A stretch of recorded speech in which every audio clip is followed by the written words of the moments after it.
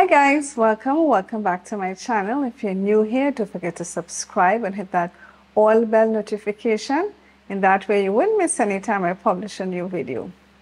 Alright, so what are we going to be making today? Well, today we'll be making some tuna cakes. So let's get started.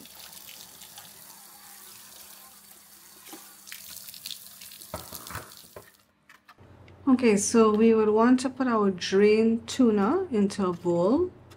So make sure and drain your tuna well. We're going to use some onion, but to get the onion nice and fine for our tuna cakes, we're actually going to use a food processor. We're also going to be using some seasoning peppers. Again, we will use a food processor in order to mince this because we want it really small for our tuna cakes. Now, the tomatoes, we're not mincing it in the food processor. We're just going to chop it small. So I remove the seeds and I'm just going to chop that small to add to our tuna cakes. Okay.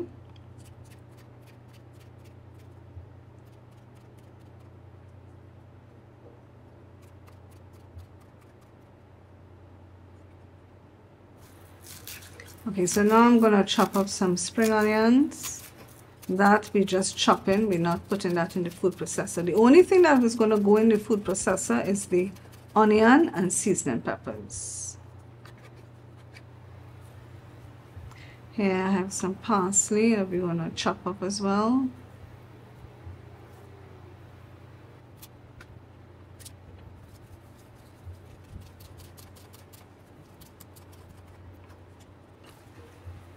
And we're also going to be adding some cilantro as well.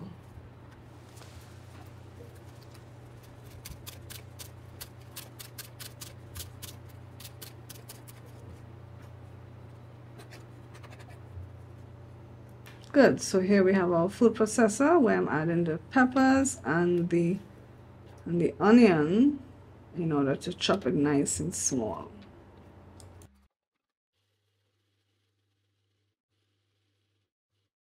Okay guys, I have to apologize. I did not realize I didn't press the record button and I started to put my tuna cakes together.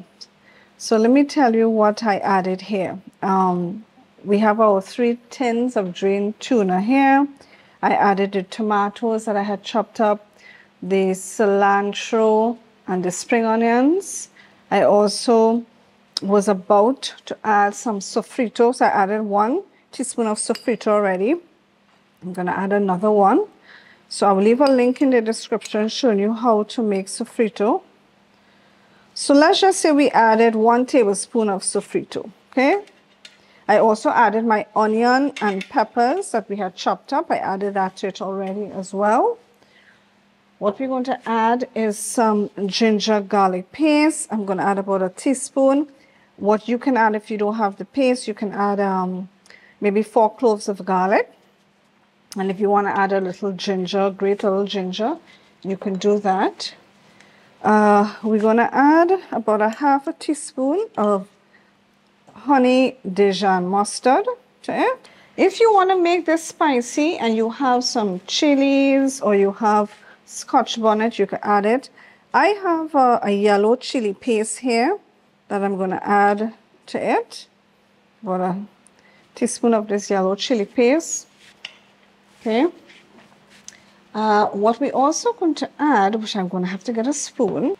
Okay, so what I'm going to add as well is about a tablespoon of veganese. Okay, I'm going to add about a tablespoon of veganese, or you can use mayo. Now I have some gluten-free panko crumbs here, so I'm going to add that. You can add some breadcrumbs to it.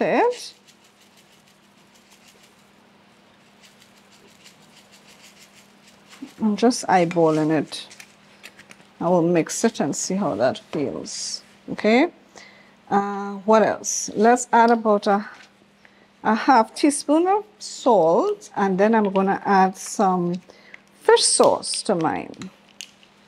Okay, so I'm going to add about a half teaspoon of salt, and then I'm going to add 2 teaspoons of fish sauce. Right.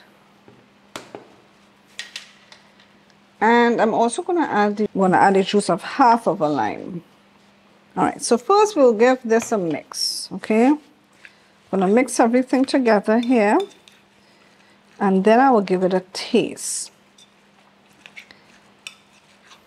just to see the seasoning. Now, if you want to add black pepper, guys, you can add black pepper to it at this point. I am not going to be adding any black pepper to my own. But like I said, if you wish to add black pepper, you can. All right, I think I want to add a little more of my breadcrumbs.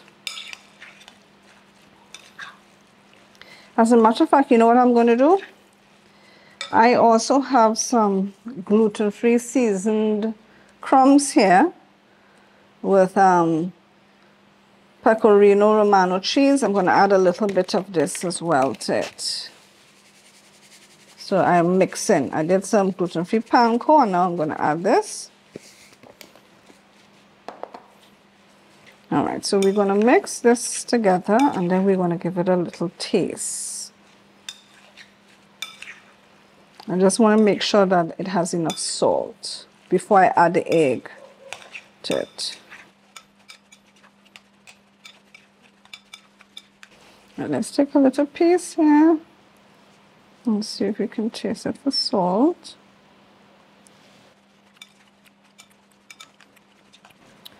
Right, I think we can take a little more salt.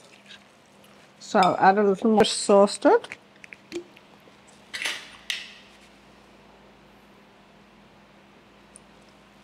Right.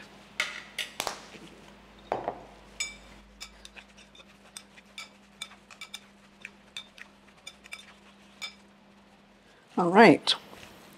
So now, at this point, what we're going to do is we're going to add our egg. What I did do is add a little salt to it when I was beating it, just to season the egg a little bit.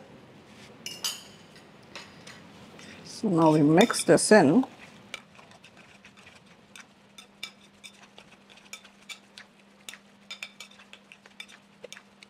All right, so what we're going to do now is form this into some patties.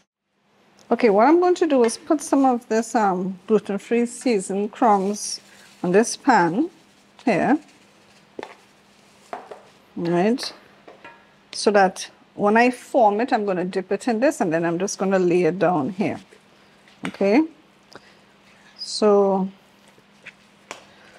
guys, I want to feel that I should not have added 3 eggs, but 2 eggs, because this is extreme. This has a lot of moisture in it, way too much moisture. So I think 3 eggs was too much. Guys are doing it, don't do 3 eggs, just do 2 eggs. You know what? I think I'm gonna have to put this in a strainer and strain out some of this liquid. It has way too much liquid in this. Okay, I'm going to be back. Okay, so we have, I'm just taking my hand and taking up some of the mixture.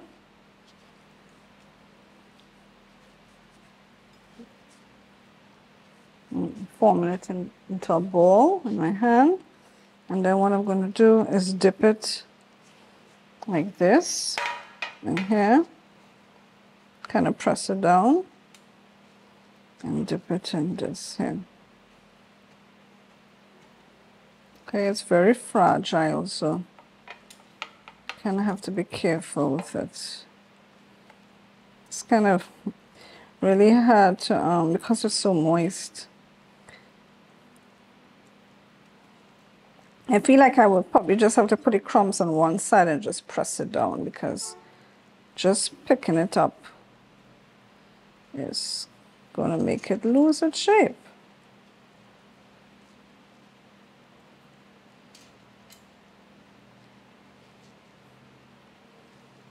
Things you want to make sure you drain out as much liquid from it.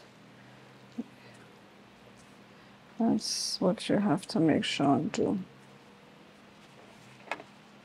I'm gonna have to use my two hands. By using my two hands, I could form it better. I was just trying to see if I could have just get one hand dirty, but no, that's not gonna work. Okay, we're gonna have to use our two hands and shape it, right? It's really falling apart.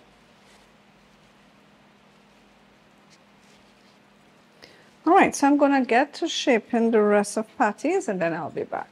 Okay guys, so I have to firm up my tuna cakes. I'm gonna put it in the freezer just for a bit to help firm it up. Okay guys, so now we're going to fry our tuna cakes. I'm gonna put some coconut oil in my pan here.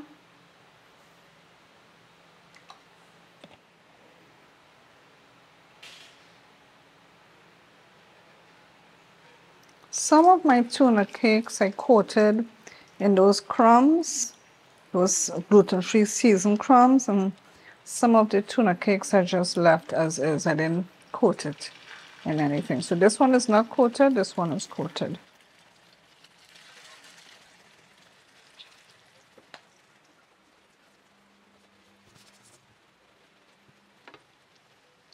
Just want to leave these to get golden. In essence, we're just trying to cook the egg because everything else, well, the tuna is already edible, and of course all our fresh ingredients, they're also edible. So really, we're just waiting to allow the egg to cook.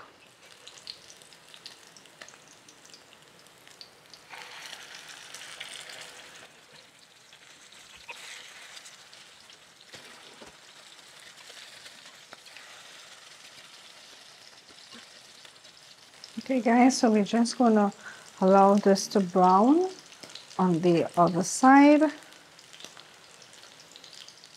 Guys, it's time for me to remove my fish cakes now. I'm gonna rest it on a sheet pan here that has a paper towel just to help drain. Actually, you know what? Let me flip this one over one more time just to get a little more color on that side. This one is good. I'll remove this one. So what I noticed is the ones that I had coated in my gluten-free seasoned crumbs, these ones are holding together better than these ones that I didn't put any coating on.